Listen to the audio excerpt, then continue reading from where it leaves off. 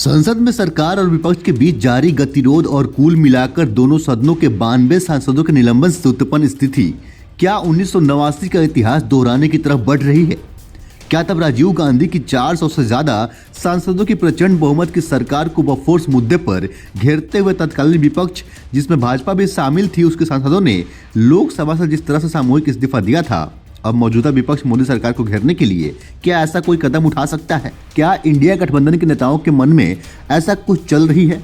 मंगलवार को दिल्ली में इंडिया गठबंधन की बैठक है, जिसमें लोकसभा चुनाव की रणनीति, न्यूनतम साझा कार्यक्रम, साझा प्रचार, सीटों का तालमेल और संयोजक जैसे मुद्दों पर विचार होगा। लेकिन बैठक में संसद में जारी गतिरोध और विपक्ष के सांसदों के धड़ाधड़ निलंबन पर भी चर्चा हो सकती है।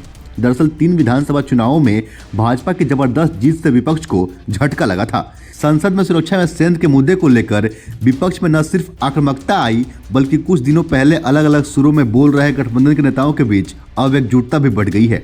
इसलिए इंडिया गठबंधन के नेता सीटों के तालमेल आदि मुद्दे के साथ साथ सांसदों के निलंबन के विरोध में भी कोई बड़ा कदम उठाने पर विचार कर रहे हैं। जेडीयू के महासचिव और मुख्य राष्ट्रीय प्रवक्ता केसी त्यागी कहते हैं कि अगर सहमति बनी तो लोकसभा से सामूहिक इस्तीफा जैसा कदम भी उठाया जा सकता है। त्यागी कहते हैं, हालांकि अभी इस मुद्दे पर विचार नहीं हुआ है, लेकिन जिस तरह सरकार विपक्ष के नेताओं और सांसदों को निशाना बना रही है, उसका जवाब किसी बड़े राजनीतिक कदम से ही देना होगा। लोकसभा और राज्यसभा दोनों सदनों के सदस्य रह चुके केसी त्यागी बताते हैं कि 1989 में भी ऐसी ही परिस्थिति बनी थी।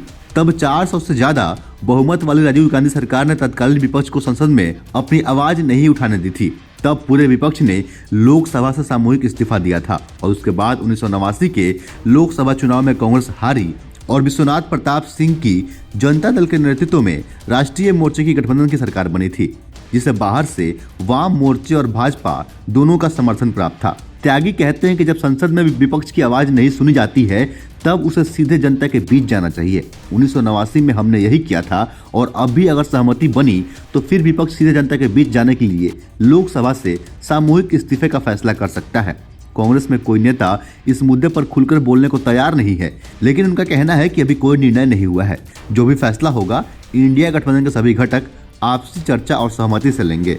हालांकि आज के बैठक में क्या कुछ निकलकर सामने आता है, ये देखना दिलचस्प होगा। ममता बनर्जी सहित तमाम विपक्ष के नेता दिल्ली पहुंच चुके हैं। अब देखना यह होगा कि बैठक में क्या कुछ निर्णय लिया जाता है और किसको कितने सीटें मिलती हैं। क्या सामूहिक इस्तीफे पर बातचीत होगा? क्या संसद से विपक्ष के नेता सामूहिक इस्तीफा देंगे? इन सभी अटकलों पर आज विचार क्लियर हो जाएगा। फिलहाल के लिए इतना ही। बाकी इस पर आपकी क्या राय है, अपने हिस्से का राय हमें कमेंट के जरिए अवश्य बताएं। अगर आप हमें फेसबुक पर देख रहे हैं, पेज को लाइक करें, फॉलो करें। अगर आप हमें यूट्यूब पर देख रहे हैं, चैनल को सब्सक्राइब करें। बहुत बहुत धन्यवाद।